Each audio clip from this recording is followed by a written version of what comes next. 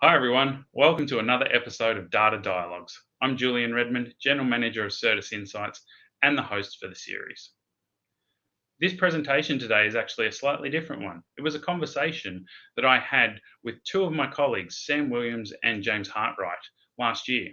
And it was a conversation about digital transformation and how DataOps helps in actually being a foundational capability for really delivering on digital transformation. So this episode and this series is coming to you as part of the Data Vault Innovators community. That's a technical and professional community that's here to support everyone who's trying to deliver on the value of Data Vault for their organizations. It's a place for conversations and debates, for sharing information and insights and ideas, case studies, and material from some of the vendors that are supporting the community. It's really based on community principles, so we'd really like you all to get involved, comment on the videos, give us ideas on things that you would like to hear. And obviously this is coming through YouTube, so please hit the like, subscribe, and hit the notifications. And if you get a chance, head over to the Data Vault Innovators community website. So here's James and Sam and I hope you enjoy the conversation. Welcome to the session on data operations in digital transformation. This is part of a series of sessions that we're running on adaptive leadership with Accelerate this year. And I'm joined today by Julien Redmond and James Hartwright, who are, James is from Cognition and Julien is from Certus Insight.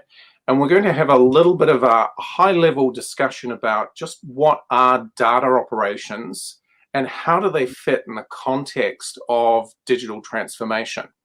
So, James, did you want to say hi, and Julien likewise? Yep. Hi, everyone. My background definitely comes from the IT space. So over the last 25 years, I've been through that journey of DataOps, of helping businesses get insights as quickly and as accurately as possible.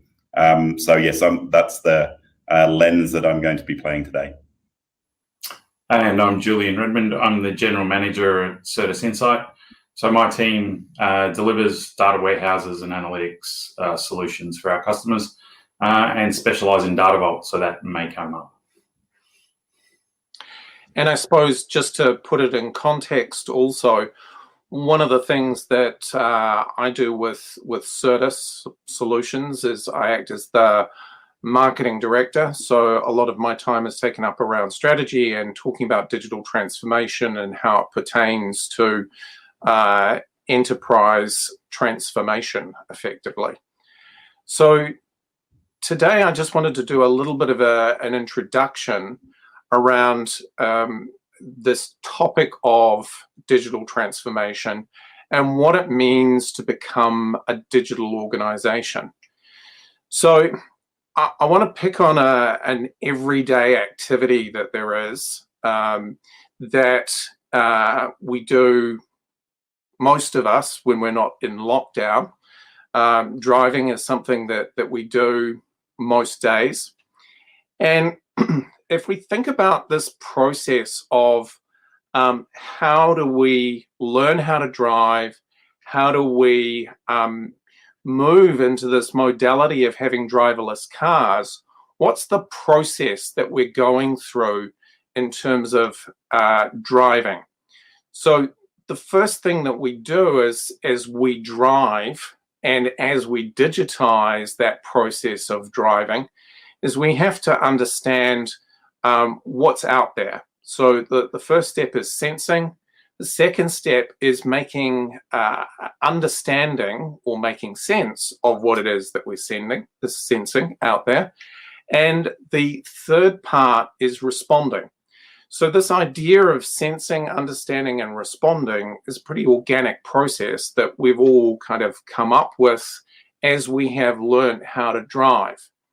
But if we're going down the path of trying to digitize something as complex as driving, we need to apply an organic process to that process of digitization in order to come up with the driverless car. So here we have a very simple model that we've developed around this process of becoming digital or becoming a digital enterprise.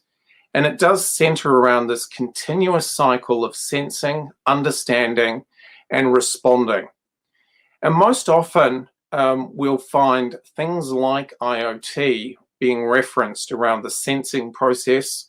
Most often, we'll see things like artificial intelligence and machine learning referenced when we start to talk about understanding. And then there's a whole range of virtual assistants, everything from a dashboard through to digital humans or augmented reality that help us respond. And it's a continuous cycle. And the process of becoming digital has these 5 interwoven components. And so the first of these is security, and the second is data. You know, it's a question of which comes first, but essentially you must have data and you must have security, and you must secure these things. And then you've got 3, what I like to call interwoven components: your systems development, your infrastructure, and your mindset and your culture. And I tend to think of them a little bit like a category 5 cable. So you've got these 3 twisted pairs, and you've got the data and the security as wrappers around that. So they're an inherent part of how this all comes together.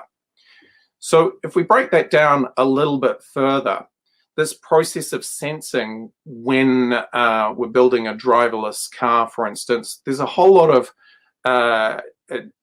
things that we need to connect with and understand to get contextual awareness and situational awareness. There's a whole series of interpretive algorithms that need to be applied to that sensing process to figure out where we are. And there's contextual information that we need to gather, such as whether it's raining or whether you can actually see past the big truck that's in front of you. Likewise, whether the traffic lights are red, orange, or green. So again, using that idea of a driverless car and how do we digitize that process of driving, these are 3 kind of core components in the sensing space. Then we start to talk about understanding. And there's, again, 3 key things here that we've kind of sifted through.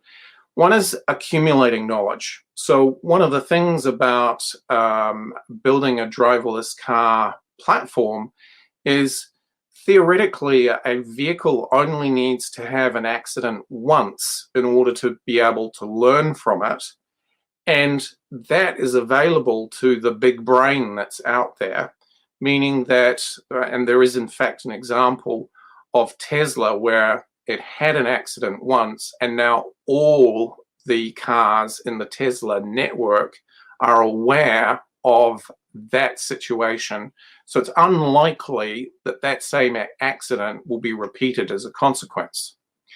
So there's a bunch of contextual models in order to understand where and what is the correct response. And then there is this ongoing learning process. So you want to accumulate that knowledge and you want to leverage that knowledge on an ongoing basis. Then the third area is around responding. So as I mentioned before, you have everything from chatbots, virtual assistants, and dashboards to help you make better decisions. So the dashboard on your car is there to give you information about how fast you're going, what your oil temperature are, how many revs there are, and that's all enabling you to make better decisions. Now, there are also various forms of augmented reality. That's another example of how you can provide decision assistance and respond to the sensing and understanding.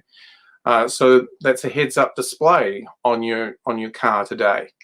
Then you also have various types of virtual assistants, and examples are Siri and Alexa, and you have all sorts of audio virtual assistants cropping up in vehicles as well.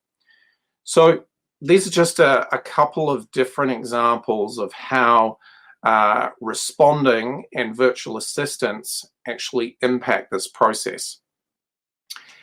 I just wanted to touch for a moment on what all of this means and what does becoming a digital organization actually mean. So this combination of the Internet of Things, the application of artificial intelligence and machine learning and interpretive algorithms, as well as these different types of virtual assistants, mean that we can make better decisions, we can execute processes more efficiently, and thirdly, create market differentiation.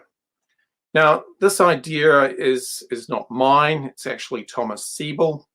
He wrote a book around digital transformation, and this is his definition, if you like, of what digital means.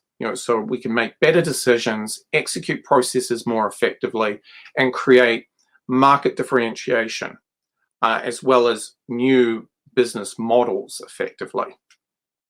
So coming back to this infinity loop here and this continuous process, I wanted to kind of dive into the subject with the panelists that we have today around data and its significance. We will also be doing a similar sort of session around security with a security expert that we'll be having on a panel discussion.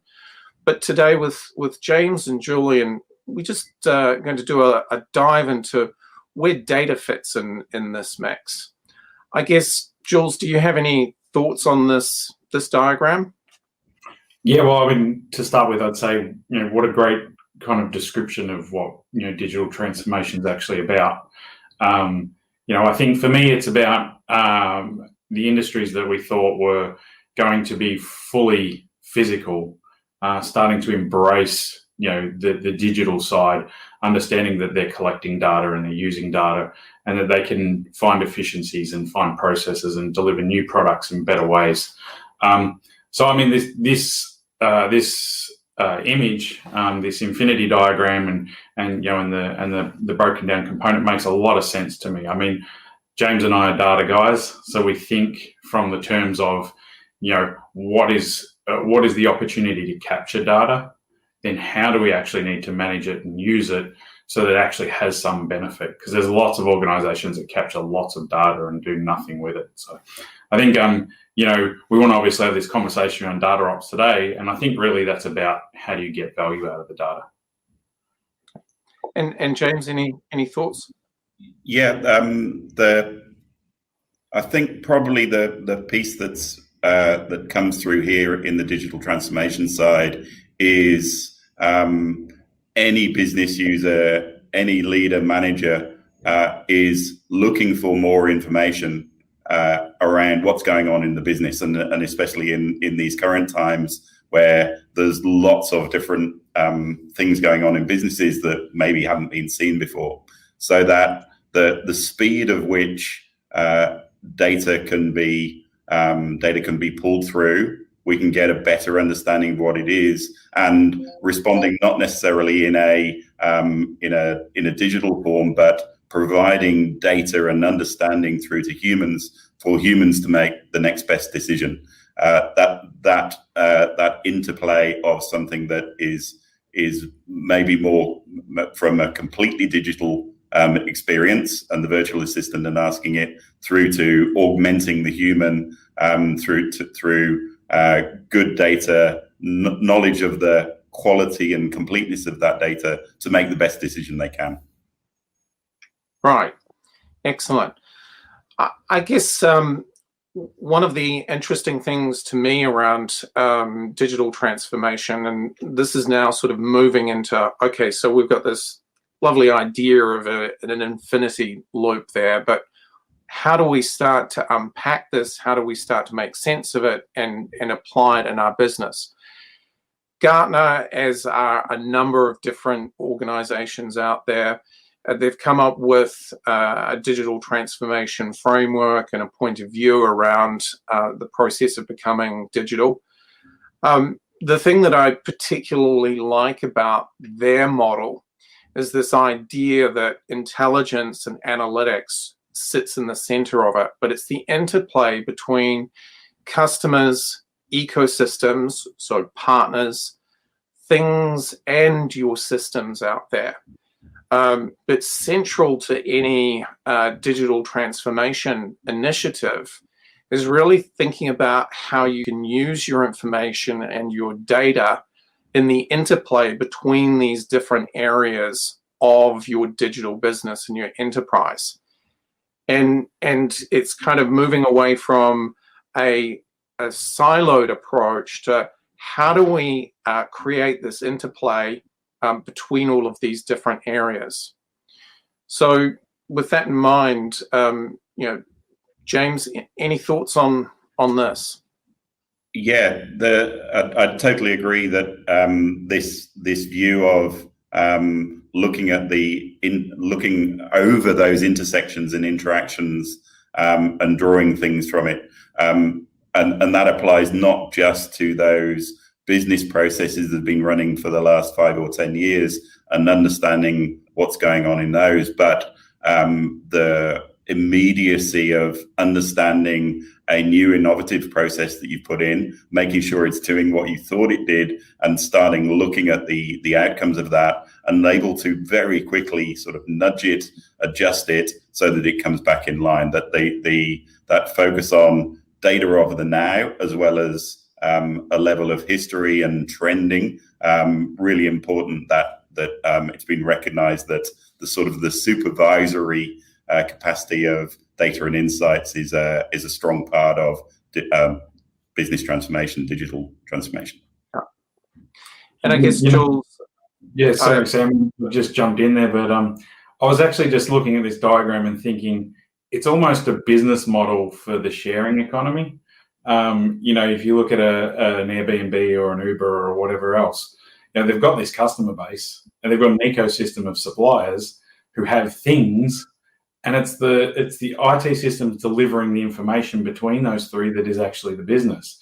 It's and I think all businesses have that opportunity to change the way they sell, the way they interact with their customers, the way they deliver services by thinking about this model. And information is absolutely, at the center of it, delivering, if you think about the security side, if you're an Airbnb or an Uber, you've got credit card data going through or other payment platforms.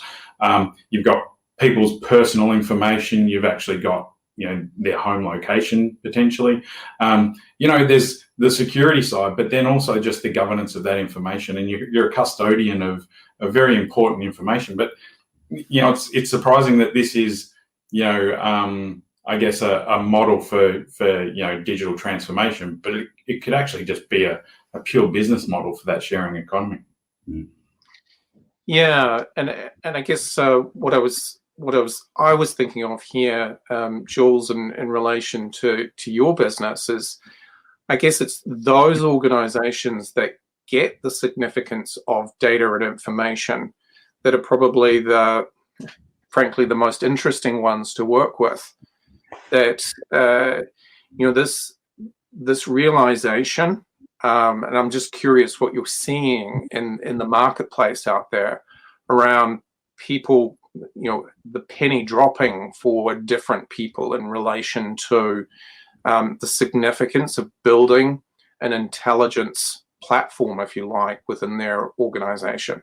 Any thoughts on that? From my side, my team, really does the nuts and bolts, the heavy lifting of information management. And so we see a lot of people now really focusing on how can they curate large amounts of data and have platforms that do that really fast, because they're getting demands from their business to be really agile. And the finance sector is leading the way because they've they've always been data driven. But we've got a couple of customers that are government services right now, and looking at re-platforming so that they can actually respond faster and deliver better services. And I'm sure that we've all had frustrations dealing with various government departments from time to time. But there's a desire to change that. And I think, the current COVID situations, obviously had a spin on that. People are actually, wanting information faster. One of the comments we had from one of our customers was they've never had so much demand from the business for new data. And I think that's just because they're trying to reforecast, rebudget, try and understand what impacts are going to be to their business. So from my side, it's really led by people trying to get a handle on the volume of the data that they're dealing with and the expectation of speed to provide services to their organizations. Okay, excellent. I guess what's interesting about this particular model from Gartner is, as they break down the layers of it, they talk about digital transformation being this subway journey. And so again, the intersection between customers, things, partners, and employees, and therefore the customer experience, the Internet of Things, your ecosystems, and your information systems, or your systems in general, is all sort of predicated by having this central line, if you like, being your data and analytics.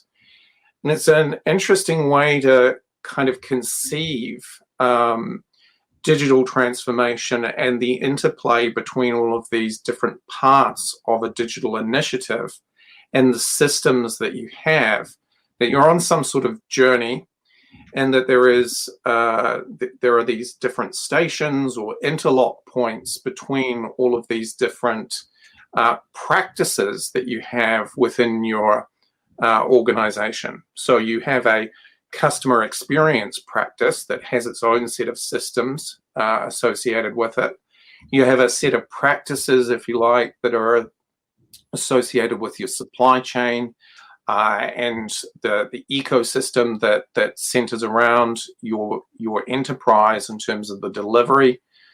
You obviously have an information systems practice, and then we're evolving into understanding the sensor devices that are out there and using the information around the things. And so this idea of developing a data ops practice, if you like, being the central part of the journey is a key part of the model there. So, and that's really what we wanted to talk about today, is this idea of how data operations is this key mechanism by which you can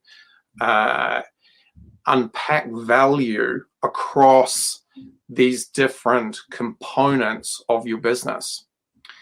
So James, just I guess it'd be interesting to get your technical perspective on this, because I tend to talk very conceptually and from a strategic standpoint. Yeah.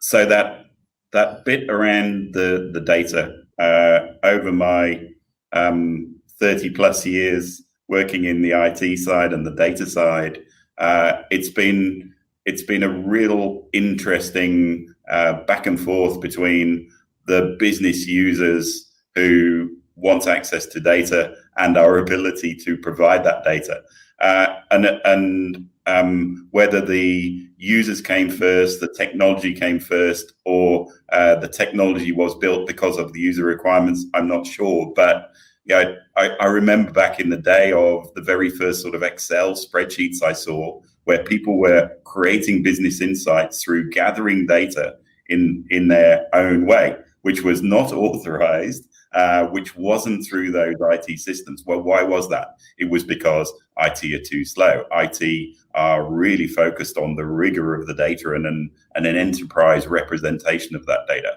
My boss is out there asking me for this data immediately. And as I say, the requirement has come through. Some of those BI and reporting tools responded to that requirement, of being able to quickly bring in and intersect data.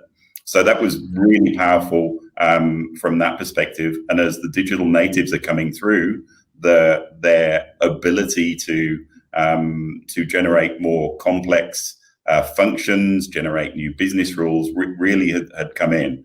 And one could say that data lakes was a similar representation of that requirement. Hey, the data is generated, streaming automatically. You can see it the second after it's been generated. So if you have a business requirement for that data, you can go and look at it. So I've seen that sort of the back and forth and the transition of business areas, business departments growing their data literacy and the tools coming along with it. The piece that we've got though is, well, how can I tell the difference between a piece of information that is really just, visceral and has arrived, and something that has gone through a whole set of processes around regulation, data quality, consistency, when they are presented through the same tool.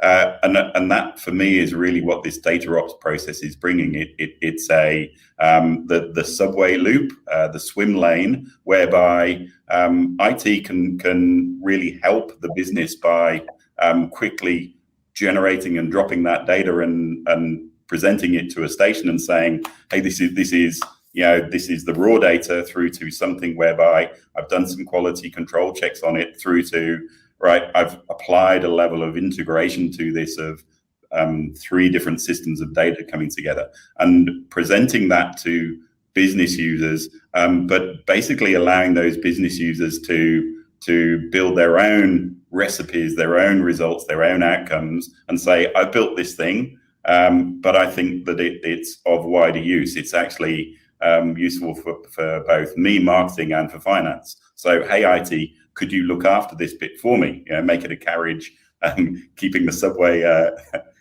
piece going. So content for that can be used and reused and has that level of rigor in IT. And it's for me, the DataOps piece is users being able to use those subways, drive the train in some way, but also to say, hey, I would like you to look after this. And that maturity and the back and forth, the true business to IT interaction is the piece that I think is coming through with that. And secondarily, the bastard child, the forgotten middle child of the data scientists having that same capability to generate insights, generate models, and integrate them back into the organization is an absolutely critical thing in terms of getting your digital maturity going. Those models to be part of the business and able to be refined, improved, in the same way as DevOps can put new functionality out.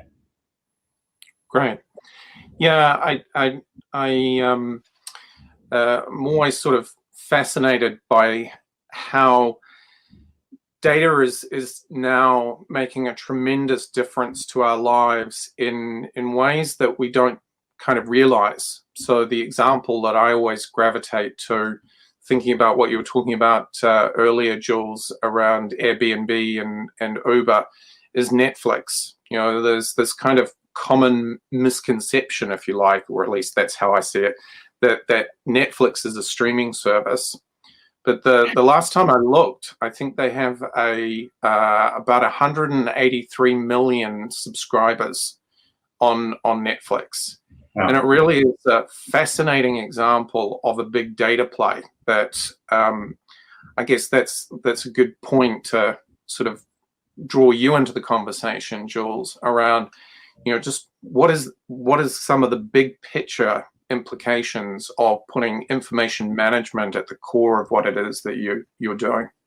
Yeah, well, I'm kind of astounded at James's ability to stick with the subway analogy, but I might steer away from that.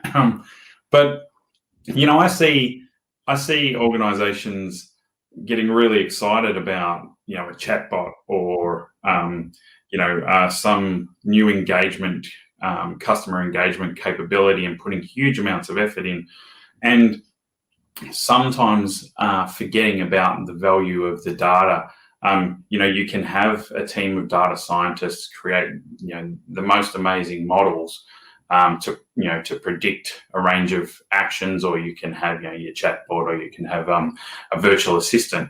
But it's only as good as the process you have in place to put it into production and the information that's supporting it. A lot of those models are built on historical data records, and I think that the value of a well-curated data set to an organization is underestimated. I think that's not by everyone, obviously. There's lots of organizations that are putting good effort into this, but I think that's where the DataOps discussion and DataOps as a term is relatively new, built off kind of the idea of DevOps, and it really is about how we service good quality information to those processes, and how we help to take innovative ideas and that innovation and actually bring it to a business as usual product or service that can be delivered to a customer or to an internal customer.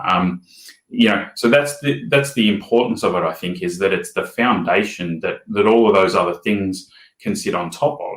And if you have the quality in the data set, and you have the processes that are actually supporting that, the DataOps processes, then you can rapidly bring these new things to the fore, and they'll remain consistent. And your service delivery and your offerings will be of quality, of the quality you want to deliver. And I think this is an evolving thing. I was actually thinking before, Sam, when you were talking about a driving analogy, my personal car has a collision avoidance, obviously an algorithm running, but I've noticed when I'm turning, especially when I'm turning right and there's a car parked on the left-hand side, it thinks I'm going to hit that car almost every time. And so that's one thing and so this is evolving in the data set. If they're collecting the data from my car, they might see that improvement to that algorithm would actually help that. And I think that the innovation and the data management need to work hand in hand, and that's kind of at the core of what DevOps really is. Yeah, and I guess there's another example that's kind of topical at the moment in terms of building more resilient businesses. I'm curious what you've seen in relation to COVID-19, Julian, in terms of this being an impetus to really better understand data and information. Well, I think I mentioned before that one of our customers said they've never had the level of demand from the business as they have currently, and I think that is really about the financial forecasting and dealing with the change in business. One of our partners, Cortel, developed a model, an analytical model that just helps to maximize the subsidies that are available to organizations. So that's built on a data set that of what the government is actually doing to help businesses survive through this process. So you can think about that. The government has responded to the current situation and offered a range of different support mechanisms, but even the ability for an organization to take advantage fully of all of those support offerings requires some level of information management and analytics, just to make sure that you're maximizing what you can get from a support perspective. And we've had a number of organizations just really embark on journeys to improve the quality of their information and their insights. And as I said, it's mostly around managing their financial position, given the current scenario. Yeah, I guess there's some interesting other examples that I've come across. So from a workspace planning standpoint, we're having to refactor how many square meters there are per person in spaces. There's supply chain challenges, like the algorithms in terms of trying to predict how much toilet paper a supermarket needs to order have been thrown into chaos. Yeah, absolutely. I think that's there is definitely the operational side, and I think as we go on, the initial reaction to COVID definitely is how are we going to stay in business? How are we going to continue to pay our staff and keep people busy? But we're adjusting completely. I mean, I think you look at the courier companies and and Australia Post or New Zealand Post, the amount of deliveries personally that I'm getting now, rather than going to shops, is just personally has grown a lot, and I'm sure everyone's in the same boat. So the impact on those businesses, and I know that in Australia at least we have some challenges between the borders between states. So when you think about supply chains and the effect on even just the delays at those border crossings, obviously all the transport companies are bringing the stock through, but they're getting stuck in large queues. So they need to factor that into their planning around delivery timeframes. Yeah. And I was going to say, this is where I was going to say, this is where Jules, I thought it was good for us to do a deeper dive into what do we actually mean. But it's probably a good question to James maybe is, how do we get from, having better data sets and managing it with DataOps into where does that meet MLOps, James? Where do you see the operations around machine learning and AI really starting to kind of blend? Yeah, the thing I'm seeing more and more of lately, for one thing or another, is in that machine learning area, or just the sort of the analytics side, is anomaly detection and trending. Is that I can at that high level, I want to compare this month, what's happened this month with the same time last year, and obviously I know. Usually I would go the slight variation in those, but we're in a brand new world here. So we're truly in the moment of comparing to last year is almost useless. Comparing to last month has some value, but even comparing last week to this week, yesterday to today, and as things change, to have that the tools and functions, not just enabling me by providing me that information, but me having the ability to say, okay, that trend looks interesting. Please tell me about that if the curve changes in any way. Yeah, so I'm sort of going, yes, I know about that, and I'm going to work on either trying to resolve it or just keep an eye on it and tell me if it's changing. So that piece in the machine learning side of being able to identify trends, put in what if and simulation processes, becoming a very important part of this, and then the frequency of the data and the accuracy of the data and how much trust I should put in it becomes just as important within that flow.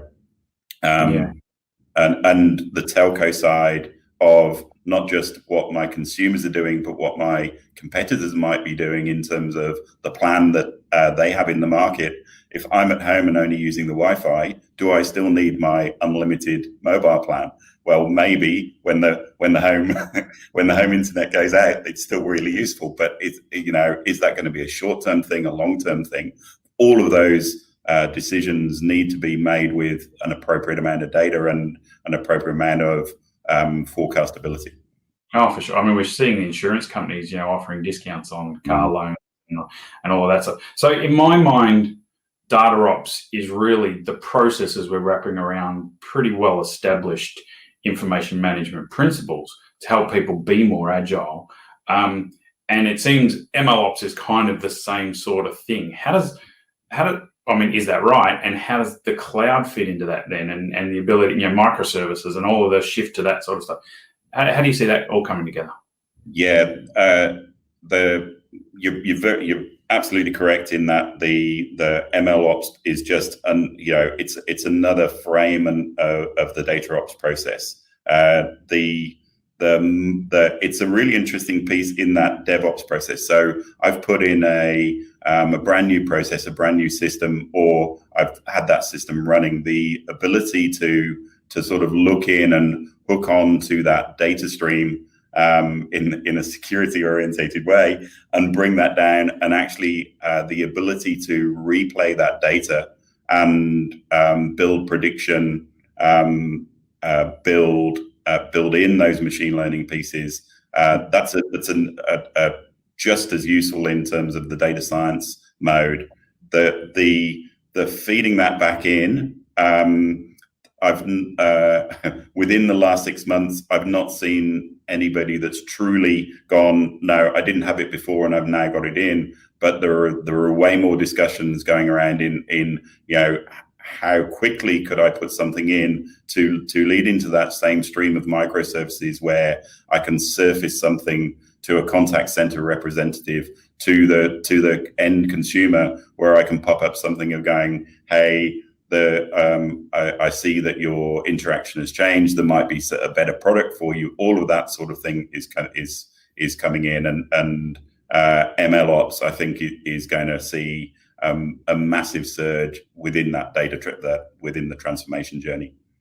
Yeah. So I think, we used to have kind of data warehouse system over on the left, and BI and analytics, and really what we're talking about is that though they need to almost exist in an ecosystem with each other, and then we need a set of processes to actually bring DataOps to the fore as a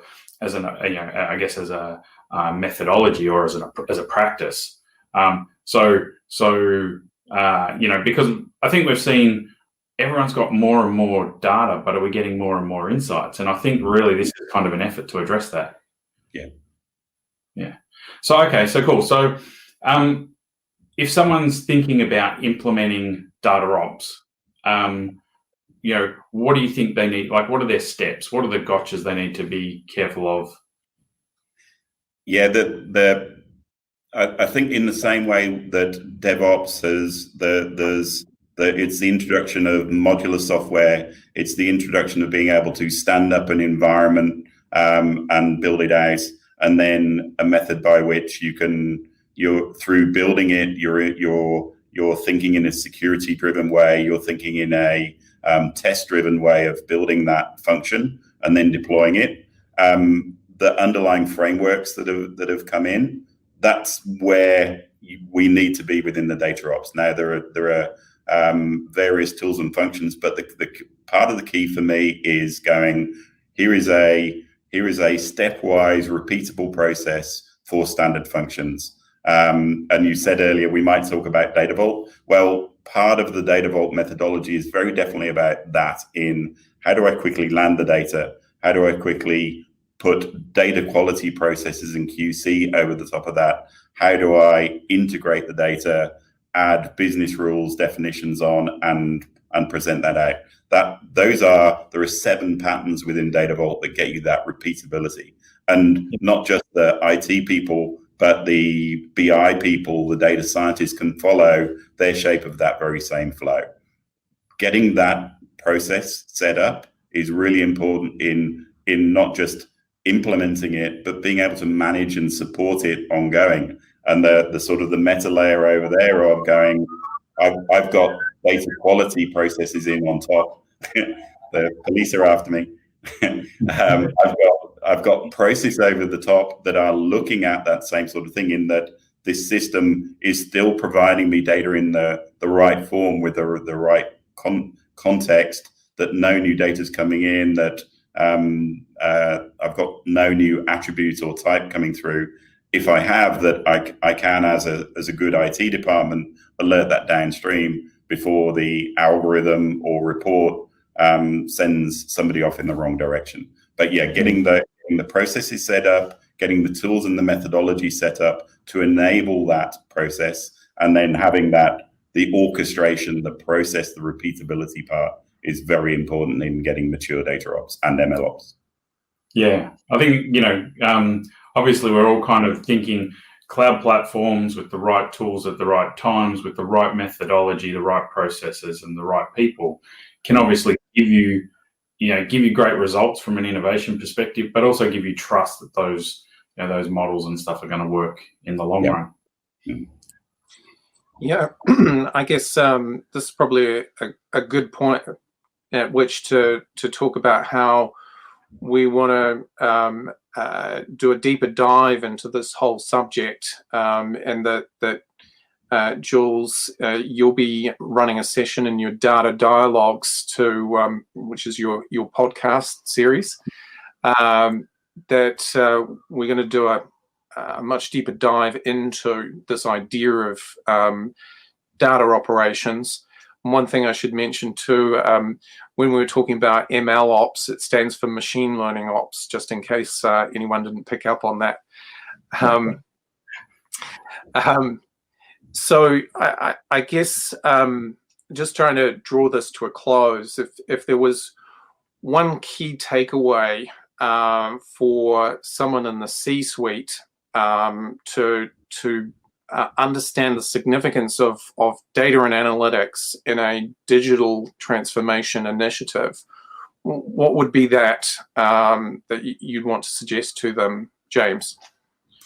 Probably my primary one, and it's been really valuable in a couple of organizations that I've been working with over the last 6 months, is start putting some of those data quality, the nasty word of governance processes in, that just understanding the data and the data change and how much trust you can put in that is a massive starter. It's the, I get a level of understanding, but it also starts driving to, well, what should I fix? What should I be fixing back in the source systems before I start building further insights, further models on top? Yeah, the data quality and the data governance part would be a key part. And Jules?